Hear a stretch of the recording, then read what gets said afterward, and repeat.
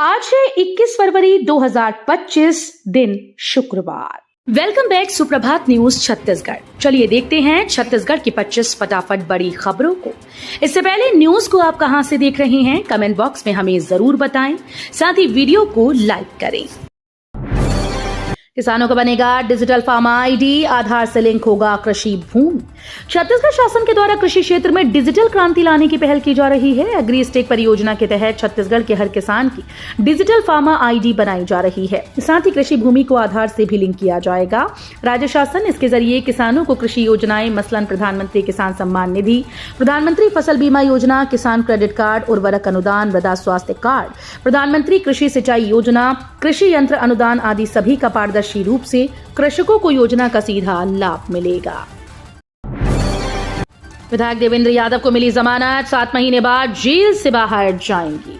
बलौदाबाजार हिंसा मामले में रायपुर जेल में बंद भिलाई विधायक देवेंद्र यादव को जमानत मिल गई।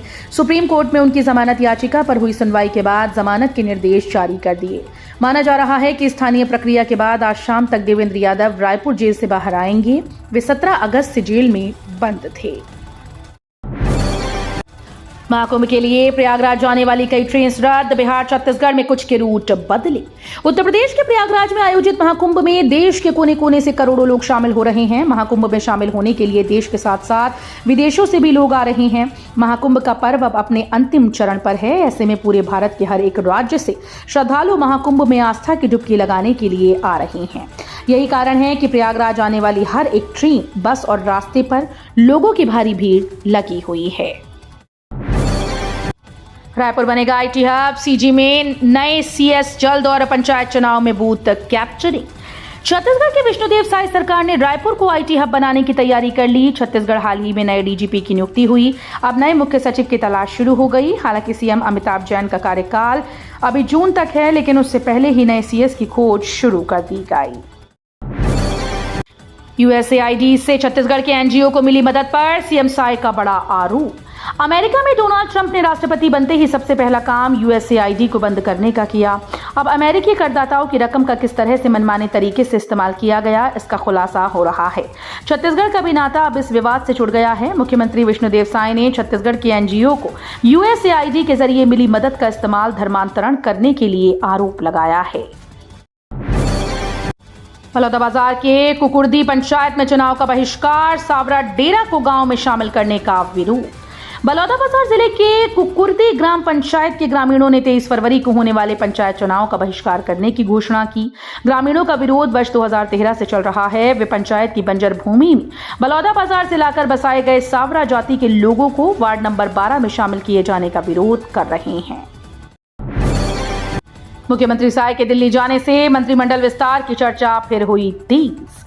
मुख्यमंत्री विष्णुदेव साय के दिल्ली दौरे पर जाने से प्रदेश में मंत्रिमंडल विस्तार की चर्चा एक बार फिर से तेज हो गई। मुख्यमंत्री साय दौरे के दौरान शीर्ष नेतृत्व के कई वरिष्ठ नेताओं से मुलाकात करेंगे। इस दौरान मंत्रिमंडल विस्तार को लेकर चर्चा होने की उम्मीद है। महिला पुलिसकर्मी को दौड़ा दौड़ा कर पीटा, 40-50 लोगों के खिलाफ हुई एफआईआर। त्रिस्तरीय पंचायत चुनाव के मतदान हार जीत के फैसले को लेकर कांकेर जिले में पक्ष और विपक्ष के बीच विवाद इतना बढ़ गया कि वे एक दूसरे पर टूट पड़े। मौके पर पहुंचे पुलिसकर्मी जब मतपेटी को छीनने की कोशिश कर रहे भीड़ को रोकने पहुंची तो भीड़ पुलिस पर भी टूट पड़ी और महिला पुलिसकर्मी से दौड़ा दौड़ा कर पीटा। वायरल हो रहे एक वीडियो के आधार पर पुलिस ने एक को गिरफ्तार और 40-50 लोगों पर केस दर्ज किया है। बीजेपी ने भूपेश का बोरिया बिस्तर समेटने का कार्टून किया जारी। जवाब में बघेल बोले, किसी को खुश होने की जरूरत नहीं।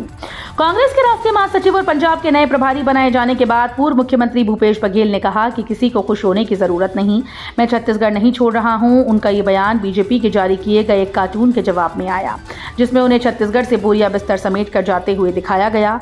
बीजेपी के ऑफिशियल सोशल मीडिया अकाउंट से जारी किए गए भूपेश बघेल के कार्टून में बाय बाय छत्तीसगढ़ का कैप्शन दिया गया है।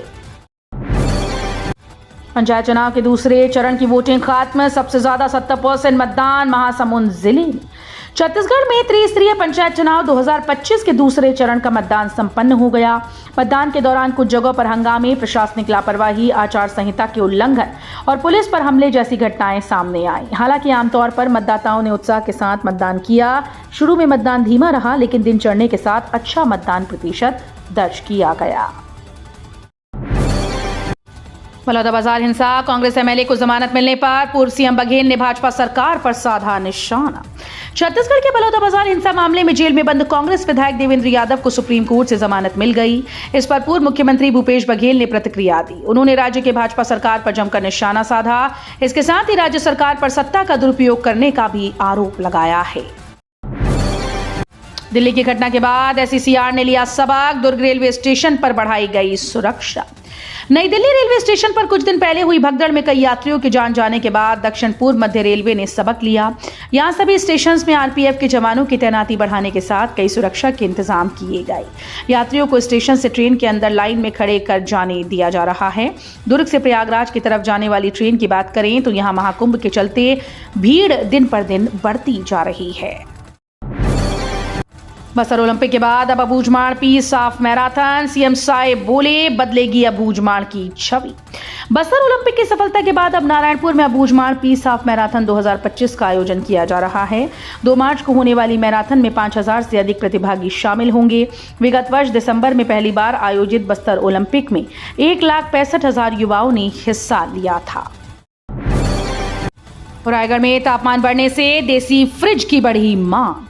रायगढ़ शहर में इन दिनों तापमान में तेजी से बढ़ोतरी होती जा रही है, खासकर शहर के औद्योगिक होने के कारण, जिससे स्थानीय बाजार में देसी फ्रिज यानी मिट्टी के मटके और सुराही की मांग में अचानक वृद्धि देखी जा रही है। गर्मी का मौसम आते ही लोग अब प्लास्टिक की बोतल और जार की बजाय मिट्टी के मटके में पानी पीना पसंद कर रहे हैं, जो कि ठंडा और शुद्ध होता है। बस्तर और सुकमा में स्ट्रीट लाइट घोटाला, छत्तीसगढ़ हाईकोर्ट ने लिया संज्ञान। छत्तीसगढ़ में सीजीपीसी घोटाला, दवा घोटाला, कोयला घोटाला, शराब घोटाले के बाद अब स्ट्रीट लाइट घोटाला सामने आया है। छत्तीसगढ़ हाईकोर्ट ने इस मामले पर स्वतः संज्ञान लेते हुए राज्य सरकार से जवाब मांगा।